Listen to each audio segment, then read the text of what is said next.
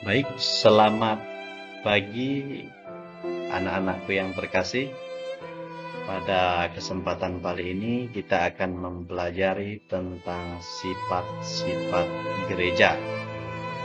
Ini adalah pelajaran pendidikan agama Katolik kelas 11.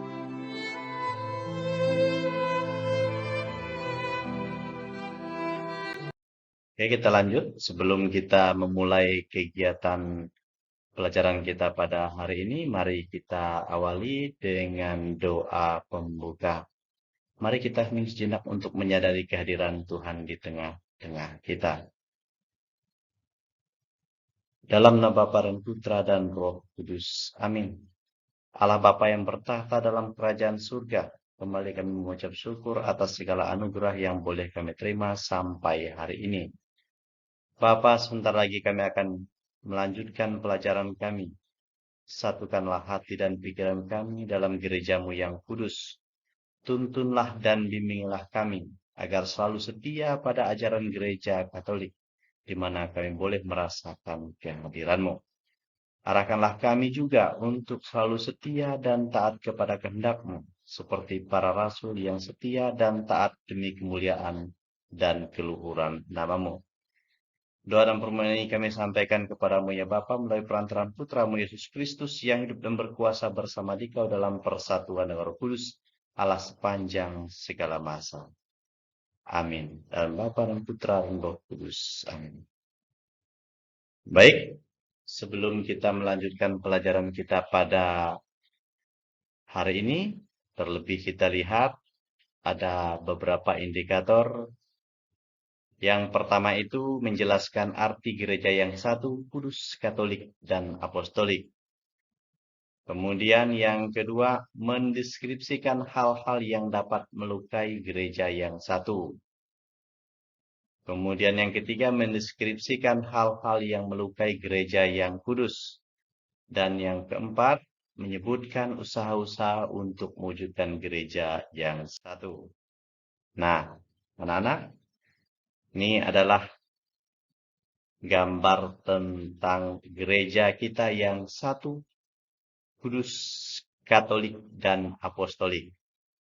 Nah, 4 tema inilah yang harus kita pelajari pada hari ini. Sekarang kita mempelajari gereja yang satu. Nah, perhatikan. Apa sih yang satu dalam gereja Katolik? Yang pertama itu adalah satu iman. Iman yaitu Yesus Kristus.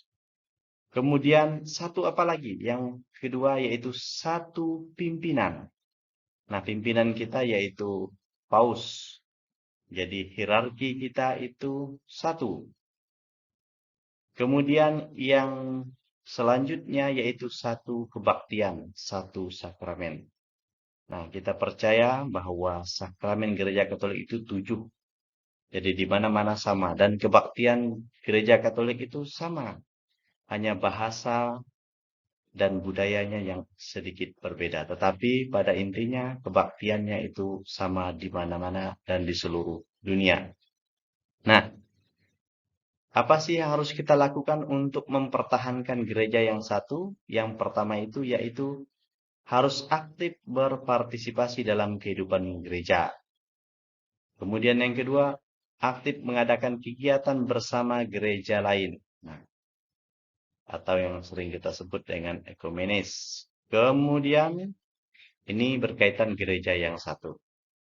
Nah, sekarang kita lihat tentang gereja yang kudus. Nah, apa sih yang kudus dari gereja itu? Yang pertama itu kudus dari sumbernya. Sumber gereja itu kudus karena berasal dari Allah yang kudus. Kemudian yang kedua itu adalah jiwanya yang kudus. Karena berasal dari Yesus Kristus, maka jiwanya juga kudus. Kemudian tujuannya kudus karena tujuan dari gereja yaitu untuk menyelamatkan dunia dan menyelamatkan umat manusia.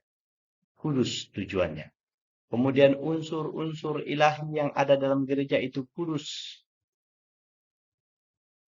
Anggota gerejanya juga kudus karena dipermandikan oleh Kristus yang adalah kudus. Maka kita sebagai anggota gereja juga mengalami kudusan. Nah, apa sih yang harus kita lakukan supaya gereja itu tetap kudus? Yang pertama itu saling membagi kesaksian untuk hidup sebagai anak Allah. Harus bersaksi, menjadi saksi Kristus. Kemudian yang kedua itu meneladani semangat anggota gereja yang sudah mencapai kekudusan. Nah, semangat mereka yang sudah kudus itu perlu kita teladani. Kemudian merenungkan dan memahami kitab suci. Nah, jangan lupa. Renungi dan pahami kitab suci. Supaya kita juga mengalami, mengerti apa itu kitab suci, apa yang disampaikan, apa firman yang ada di dalam kitab suci. Kemudian, ini gereja yang kudus. Selanjutnya kita akan melihat gereja yang Katolik. Nah, apa itu Katolik? Gereja Katolik itu artinya umum atau universal. Artinya gereja hadir untuk siapa saja di tengah segala bangsa, tanpa memandang suku, agama, ras, keturunan, warna kulit. Jadi gereja itu berlaku untuk siapa saja, hadir untuk siapa saja, tanpa pandang bulu. Jadi itulah arti Katolik. Katolik, sekali lagi artinya umum dan universal atau berlaku untuk semua orang. Maka gereja Katolik, sampailah ke tempat kita. Hadirlah di tempat kita. Hadirlah di tempat masyarakat dan budaya masing-masing. Kemudian, apa yang kita harus lakukan untuk mempertahankan gereja yang Katolik? Yang pertama itu kita harus bersikap terbuka dan menghormati budaya, suku, dan agama apapun itu.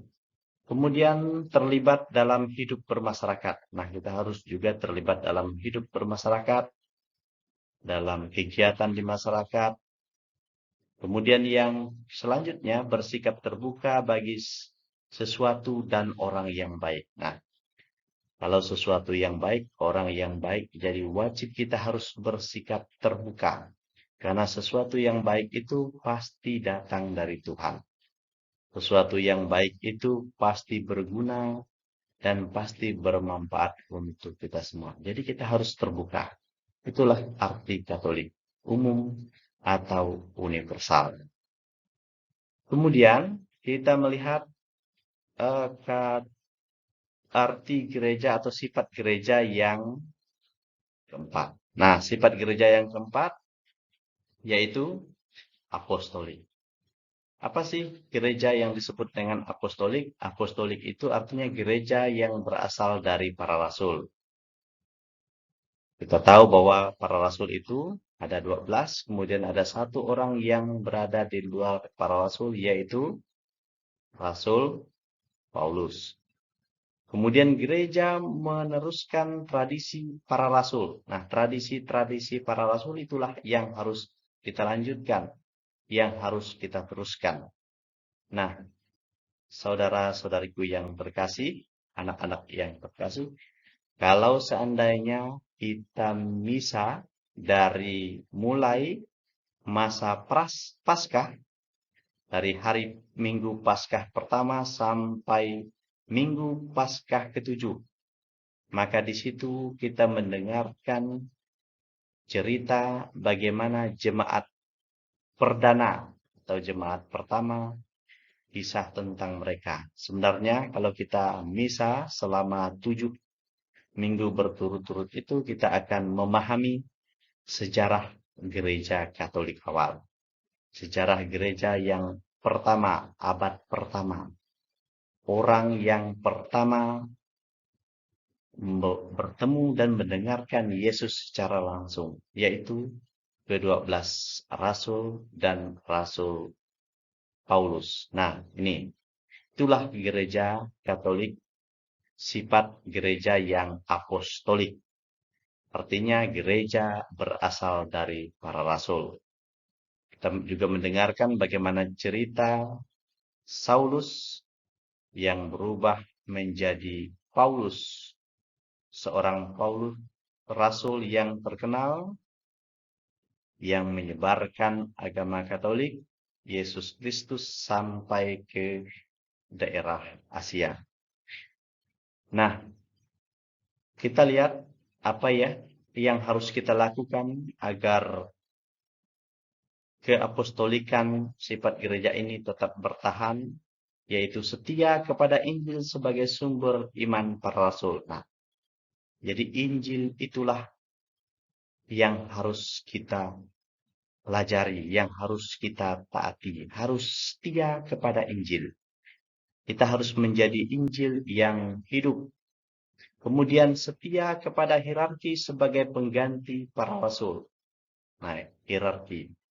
Kita juga masing-masing mempunyai paroki masing-masing, kita mempunyai keuskupan masing-masing, tetapi pada akhirnya situasi itu akan mengkerucut dan kita satu di dalam pimpinan kita, yaitu Paulus.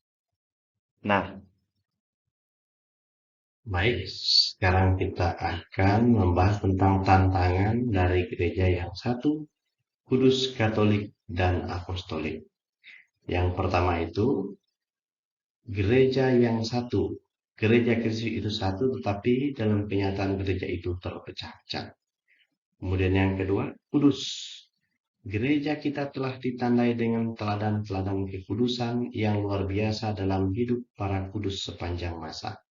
Tak peduli betapa gelapnya masa bagi gereja kita, selalu ada para kudus besar melalui siapa terang Kristus itu dipancarkan.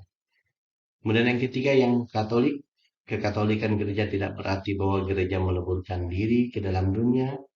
Dalam keterbukaan itu, gereja tetap mempertahankan identitas dirinya. Kemudian yang terakhir, apostolik. Gereja yang apostolik tidak berarti bahwa gereja terpaku pada gereja perdana. Gereja tetap berkembang di bawah bimbingan Roh Kudus dan tetap berpegang pada gereja para rasul sebagai norma imannya.